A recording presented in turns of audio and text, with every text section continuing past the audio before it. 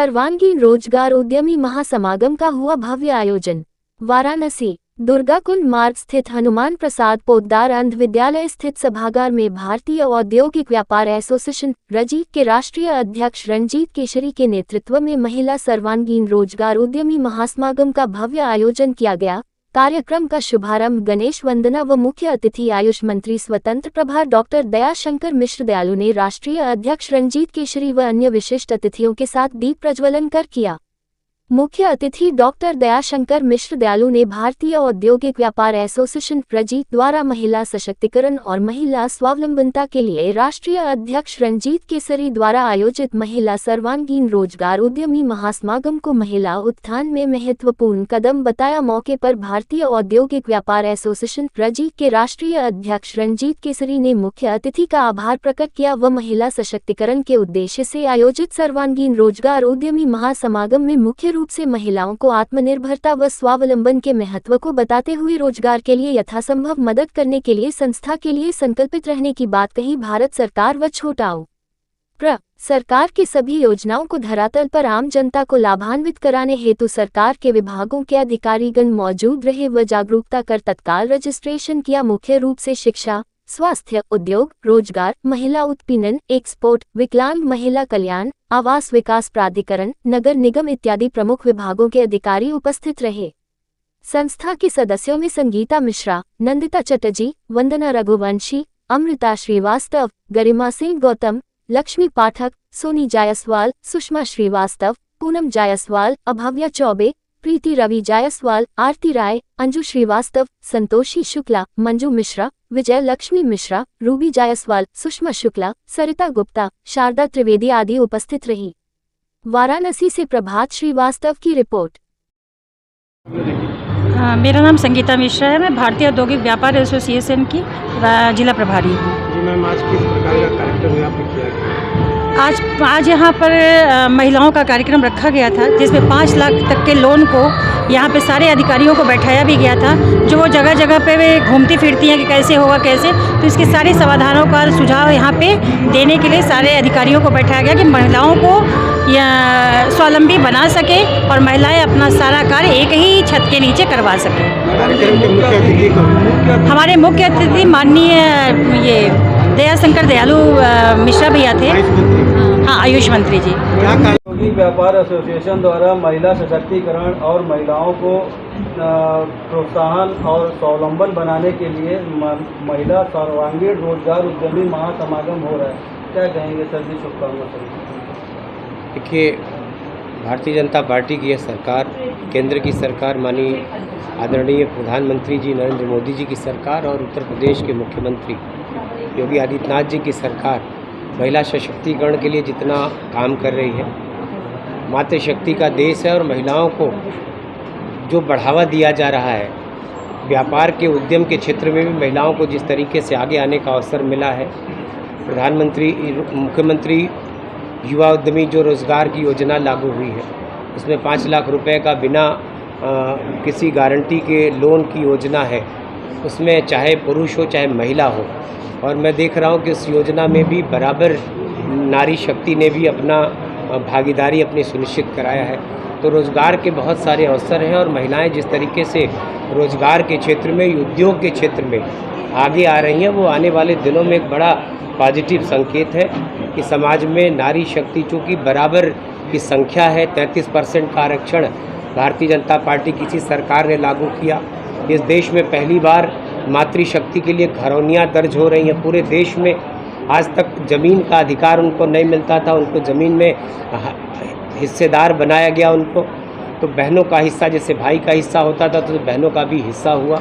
तो अब 33% आरक्षण लागू होने के बाद से इस देश की लोकसभा में भी 33% हमारी मातृशक्ति बैठेगी, विधानसभाओं में, जिला पंचायतों में, ब्लॉक प्रमुख, जिला परिषद अध्यक्ष। तो इस तरीके से राजनीतिक रूप से भी उनको जो ताकत इस सरकार ने दिया है वो बड़ा ही ऐतिहासिक है। लोग वोटों का उपयोग तो करते रहे, तो इस देश में चाहे किसान की बात करने वाली सरकारें बनी हो, किसान के नाम पे उन्होंने अपनी रोटियां सेका, कभी किसान को कुछ नहीं दिया। ये पहली सरकार है जिसने कि किसान सम्मान निधि देकर किसानों का गौरव बढ़ाया। वैसे नारी शक्ति, नारी सशक्तिकरण इन दोनों की बातें तो लोग करते रहे, लेकिन आज तक देने का प्रयास किसी ने नहीं किया। इस सरकार ने आज गांव में जो सैकड़ों वर्षों से ज़मीनों पर लोगों के घर बने थे, उसमें भी जो घरौनी दर्ज हो रही है, उसमें भी मातृशक्ति के नाम पर हो रही है।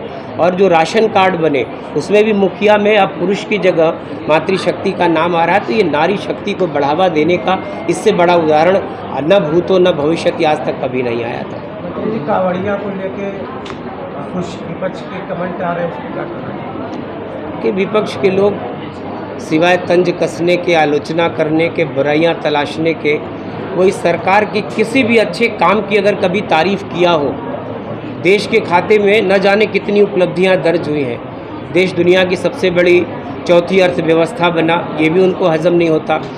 हम महीनों महीनों पाकिस्तान जैसे दुश्मन देश से युद्ध लड़ा करते थे, आज हमने 3 दिन में पाकिस्तान जैसे देश को तहस नहस कर दिया, घुटने टेकने पर विवश कर दिया, उनके सारे जो आतंकवाद के ठिकाने थे उनको ध्वस्त कर दिया, उनके हवाई एयरपोर्ट्स को ध्वस्त कर दिया।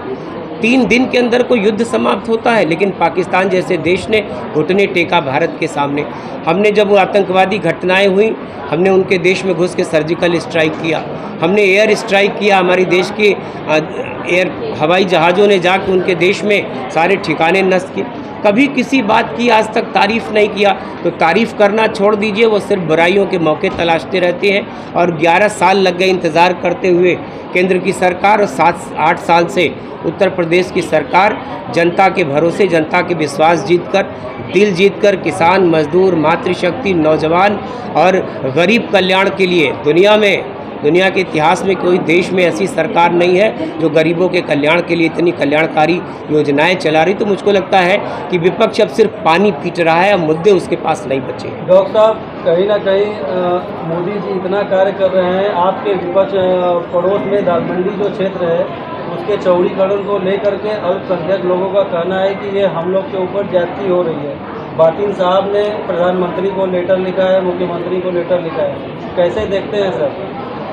देखिए, काशी में ये वही काशी है जिसमें कुछ 1000 लोग बाबा का दर्शन करने आते थे। हम बधाई देना चाहते हैं इस देश के यशस्वी प्रधानमंत्री जी को कि जब से बाबा विश्वनाथ जी का नया कॉरिडोर बना है, तब से यकीन करिए कि पिछले सोमवार को 5 लोग दर्शन किया। सावन के 1 महीने में ये संख्या कितनी होगी उसकी कल्पना करना कठिन है। जिस शहर में कुछ 1000 लाख लोग आते थे, आज करोड़ों लोग आ चुके हैं।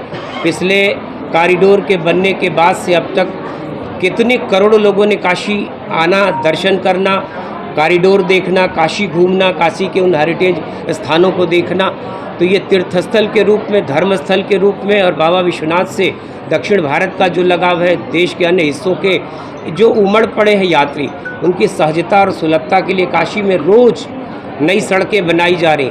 जितने भी बनारस से गाज़ीपुर, बनारस से जौनपुर, बनारस से मिर्ज़ापुर, बनारस से भदोई, ये कनेक्टिविटी की सड़कें थी, 4 लेन 6 लेन कर दी गई, वो भी आपको दिखाई दे रहा है। हिंदुस्तान की कोई भी ट्रेन, वंदे भारत जैसी कई ट्रेनें, गरीब रथ जैसी ट्रेनें काशी तक, स्टेशन का विस्तार बन रहा। इसके लिए बन रहा, ये जनता की सहूलियत के लिए, तीर्थयात्रियों की सहूलियत, क्योंकि जो हमारा तीर्थयात्री है, बाबा के दर्शन पूजन में कोई तकलीफ़ न हो, तो चाहे सड़कों का चौड़ीकरण हो, ये एक योजना के तहत और काशी के विकास को एक नई गति देने के उद्देश्य से किया जा रहा है। ये जो भी विकास हो रहा है, काशी कोई आता है तो बनारसी साड़ी भी खरीदता है, और उस बनारसी साड़ी का बुनकर पता करिएगा तो हमारा कोई मुस्लिम भाई है।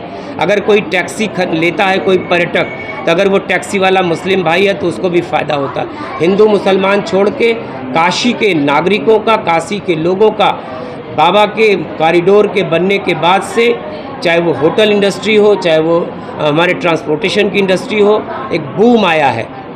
तो ये लोगों को व्यक्तिगत लाभ हो रहा है, चंद लोगों को परेशानियां हैं, वही लोग आलोचनाएं कर रहे हैं।